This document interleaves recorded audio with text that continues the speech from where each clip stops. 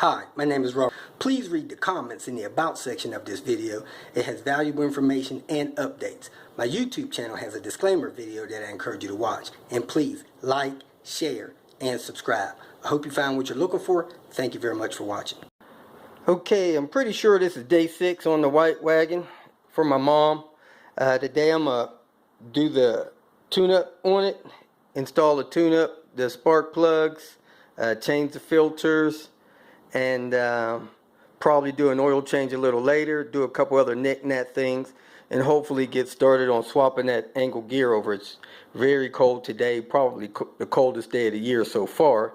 So I pulled the car in the garage, and hopefully the car will warm it up a little bit for me. I should have brought my wife's electric heater. At any rate, let me go ahead and get started. Turned my radio on tonight and realized every light in the radio is burned out. So I'm going to go ahead and replace all of those bulbs. First thing I'm going to do is swap out the fuel pump relay. It looks like I have a used one here that was manufactured the 48th week of 2007, and I think that other one near is original.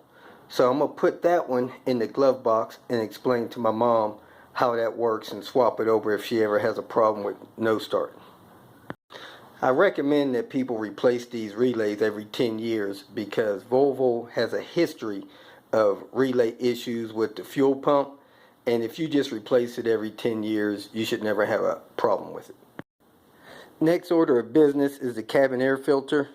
Remove a couple of screws, unlock that drain tube. That drain tube just goes down and takes the water under the car, so it's really the drain tube to nowhere. For the life of me, when you buy the new cabin air filter, I don't know why they don't give you a sticker so that you can record the change like others have, but it appears that the last one was changed, if the sticker's an indication, 150,000 miles ago and 13 years. So when I peek under here, and actually it looks like that may be true. I'm not sure. Let me pull that out so we can get a better look at it. I doubt this filter is that old. It looks like maybe 2006. At any rate, it's beyond clogged. Doesn't have a written date on it, and it's nasty. And this protects your fan and protects you from outside air stuff. I like the OEM style filters. It has the cartridge on it that, as you can see, it has a little ledges in it. Let me get a better look at that. Yeah, the ledges in it that clip into the box better. And the only thing about it, you really can't write on the side. It does show you airflow. So I write the date in there and the mileage. And if you check this and you can't read that, then it's probably past due. So I guess I should have wrote it on the way that you could see it. So I'll rewrite that and put this in there. If you look down in here, there is a lot of dirt down in that chamber. I don't think that's a big deal as long as it doesn't clog that drain hole. So check that, make sure it's not clogging the drain hole. And you can see the fan down there. And go ahead and drop that filter in there. Make sure that filter holder is still in place. And you can see the slots on the back of that filter holder and the slot in the front that locks this better quality type filter in place. Just a quick reminder, links to all of these repairs that I do are found in the About comments below. Next, I'm going to change the filter in the air box for the motor intake. Just has these clips. You go around and take loose, open it up, swap it out, write a date on it if you want, document it in your owner's manual. Okay, here's the new one I'm going to put in. There's an old one that I'm taking out. It was in need of replacement, so this may increase my fuel economy. Okay, next I'm going to go ahead and pull these covers off of this motor and replace the spark plugs. When I'm changing the spark plugs on these coil over plugs, I normally only do them one at a time because I don't like moving that wire loom around and all that stuff, and wire harness. And if you come in here and you see that all of this plastic stuff is knocked off of your wire harness, you can actually purchase that stuff very inexpensive from most auto parts store and put that stuff back on the wire harness to a little bit, protect it a little bit from the heat. Now, they put a Bosch super plug in this car, which normally allows the vehicle to run well. And here is the Volvo plug that belongs in the vehicle. My experience is this may affect your gas mileage by 10 or 15%. So, over 5,000, 10,000, 30,000 miles, these more expensive Volvo plugs will pay for themselves. So I do encourage people to use the Volvo plugs. I have a couple observations while replacing the plugs on this car that I wanted to point out to you. One is the release tab on the wire harness. These release tabs are very fragile. I got 3 left, 2 of them broke off, 1 of them was already broke off, so I have 3 out of 5 left. So if you have any issues with misfires after this, you may want to double check to see if the wires have backed out of the coil packs. Number 2, inspect your coil packs, make sure you don't see any noticeable cracks or any damage to the top of them. And number 3, when you pull them out of the spark plug wells, don't prime with anything. Use 2 hands. I had some rubber gloves on. Pull them up by hand and push them in by hand. Don't be tapping on them or prying on them. Now here are plugs 1 through 4. When I did my first test drive on the interstate, I had a misfire on number 2. So I was kind of excited, or it had some anticipation on checking that plug. The plug looks fine, but the gap on that plug was 0.035, and it should be 0.028. So that did have a wide gap on it. Now, unfortunate for me, I have a little bit of a mishap or disaster on number 5. Number 5 spark plug had oil on top of it. Now, I don't see anywhere or any way oil could have leaked down in there other than the seal at the cam cover looks like it's leaking. So that cam cover will have to come off to stop that leak. That's very rare for that to happen in a Volvo. I don't know if this cover was ever off before, but those spark plug wells have rubber gaskets in them, and the cover is sealed with anaerobic sealant. Now, since this motor has a CVVT valve on it, or VVT valve, I'm not real excited or in a real rush to deal with that, especially where I am with this project. So I'm going to clean it up, put the plugs in, and probably revisit it in 1,000 miles when I deliver the car, see how much oil's leaked down in there, and probably schedule this for repair for myself or have another mechanic do it in the spring. Now, when I pulled the coil pack up, it didn't appear that the oil had traveled up the coil pack. So it's barely on the tip of that coil pack. Probably if it's cleaned out every, I'd say, 1,000 miles or 5,000 miles, it may never matter.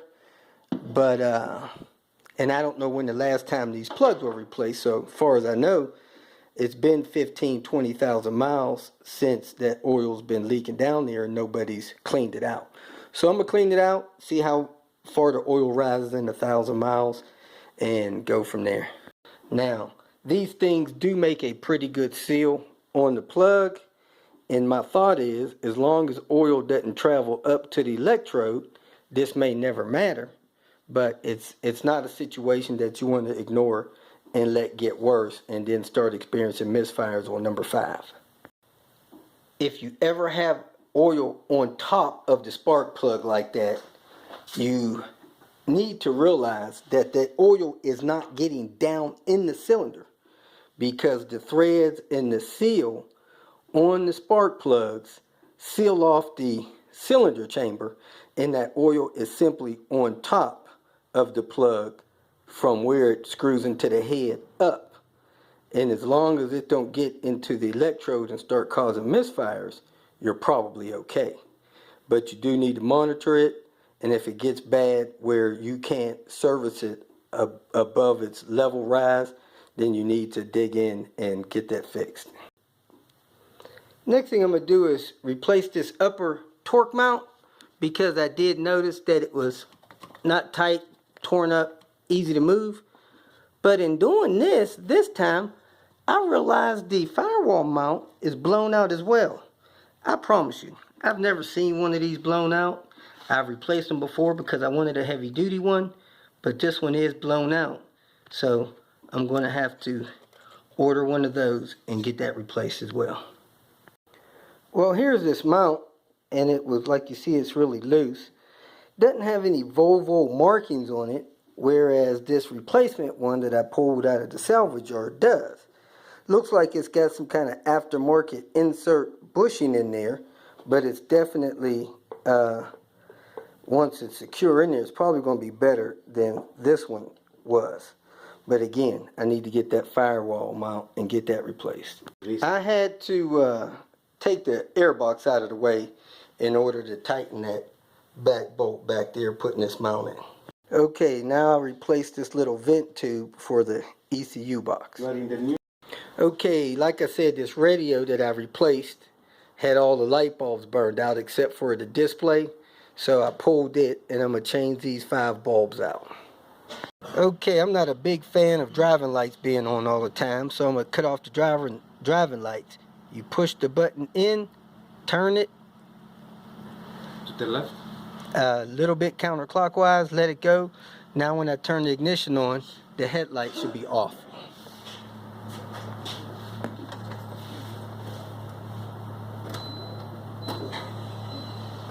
No more driving lights on. Also, I have my lights working on my stereo. Let me get so you can see those. Okay, you might be able to see these radio light bulbs. That's on, that's off with the dimmer. On, off. Okay, I took this seatbelt trim and replaced it with one out of the salvage yard, so that's been done. Okay, I'm replacing the rear hatch clips. Some of them are busted totally, and some of them you can see just half of the clips are busted. Either way, it won't hold the hatch.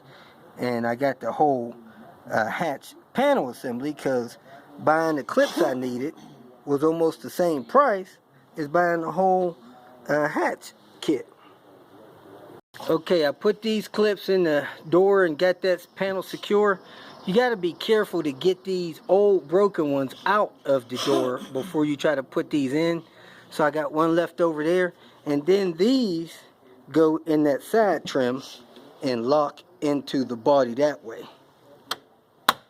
So I got the side trim locked in, and the door panel up here is now locked in and shouldn't be rattling. Next on the agenda is replacing this damaged wheel skirt. If those things are not together properly, that'll allow for snow and ice to build up in the fender and bumper and stuff like that. So I picked up a couple from the junkyard, and I'm gonna go ahead and install them while I'm in here. I noticed the fender is damaged. I'll probably straighten that out. You check your brake lines, your engine mounts. I've never seen that mount before, but this is the first time I had the wheel off on the 99. And just look at your bushings and stuff like that. So good time to check your suspension parts, your brake pads. As you can see, these pads have probably about 20,000 miles left on them. Let me go ahead and cut this one out and put the replacement one on. Okay, I got the wheel skirt in place. As you can see, I put the rivets up along there. I straightened out that fender so it clipped in the fender well. I got the mud flap installed. I got the nuts on all 3 positions, and I found a crack in it, so I stop drilled the crack. That's what you call stop drill. When you drill a little hole like that on the end of a crack, that'll stop it from running. So that wheel skirt's in place, and I'm ready to move to the other side. If you feel that this information was useful, please like it and share it with your social media friends. You can subscribe to my channel so that you will get notifications of future videos that I post. You can follow me on Twitter, and if you need to contact me directly, please visit my website. And if you have any questions, leave them below, and someone or myself will reply to them. Again, thank you very much for watching.